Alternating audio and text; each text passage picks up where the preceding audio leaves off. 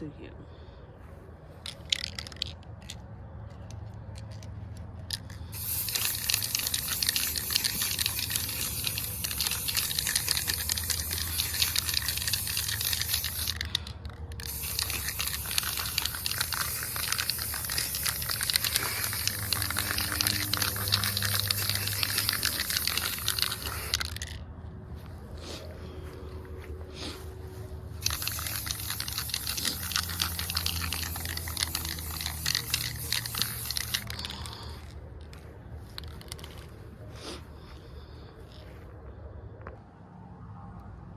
This right here almost ruined your girl. I don't know how long we had this paint, but it was coming out like straight oil.